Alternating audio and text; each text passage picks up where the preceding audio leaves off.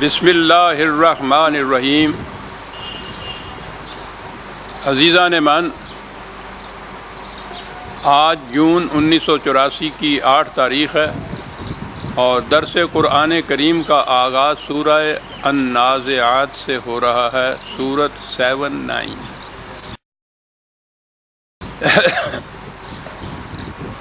شیخ صاحب ذرا ان کیا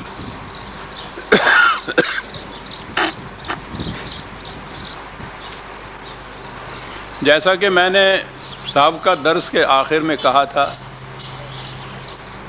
کہ اس سورت کی پہلی 5 آیتیں دو الفاظ پر ایک آیت مشتمل ہے۔ دو لفظوں کی ایک آیت 5 آیتیں، اور جہاں تک میری بصیرت کام دیتی ہے، دین کا پورا ملخص، اسلام کا منتہا، ملت اسلامیہ کا فریضہ حیات، کائنات میں ایک نظام نو کی تجویز، یہ تمام چیزیں ان 10 لفظوں کے اندر اس ایجاز اور جامعیت سے سموئی گئی ہیں کہ میری تو کیفیت آپ سمجھ سکتے ہیں کہ جب بھی میں ان پہ غور کرتا ہوں، جہاں تک اس اسلوب بیان اور جامعیت کا تعلق ہے وجد میں آ جاتا ہوں، اور جہاں تک اس کی عظمت اور جبروت کا تعلق ہے، وہ جو قرآن نے کہا ہے نا کہ وَلَوْ أَنزَلْنَا هَذَا الْقُرْآنَ عَلَى جَبَلٍ لَرَأَيْتَهُ خَاشِعًا مُتَصَدِّعًا مِّن خَشْيَةِ اللَّهِ، کہ اگر اس قرآن کو ہم قلب کوہ میں نازل کرتے تو اس کی جبروت و عظمت کے احساس سے وہ لرز اٹھتا۔ تو قلب کوہ میں پہاڑ لرز اٹھتا تو انسان تو بہرحال سنگ و خشت نہیں ہے۔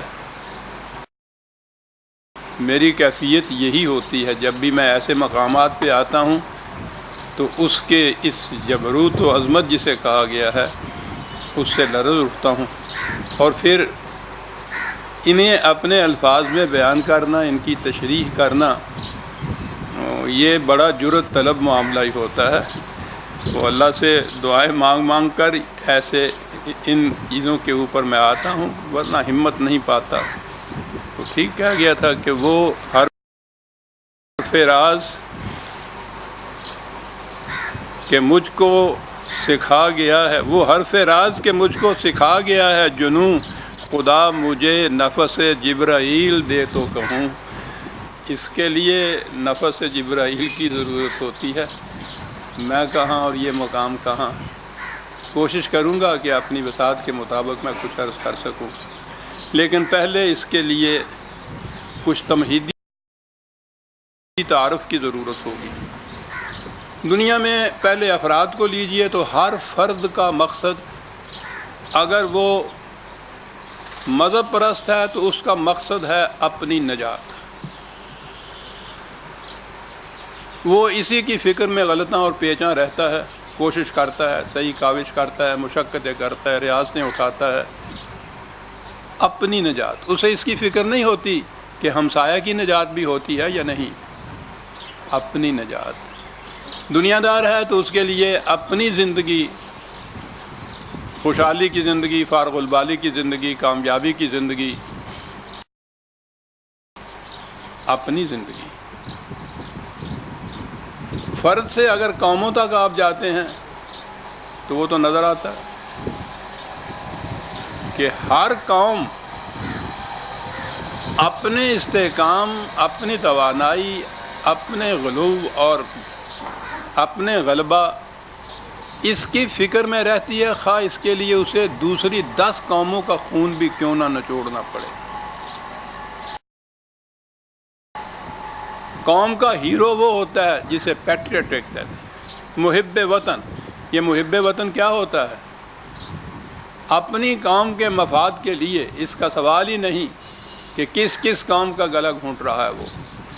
یہ بڑے بڑے مجسمے جو کھڑے ہوتے ہیں قوموں کے اندر، تاریخ میں جن کے نام وہ سنہری حروف سے لکھتے ہیں، وہ کون ہوتے ہیں؟ اپنی قوم کے لیے ہر قسم کی مفاد پرستیوں کا تغیر۔ مائی نیشن، مائی کنٹری، بلکہ مائی کنٹری، رائٹ اور رانگ، میرا وطن، میرا ملک، میری قوم، خواہ وہ غلط ہے خواہ صحیح ہے، مجھے اس کے لیے کچھ کرنا ہے۔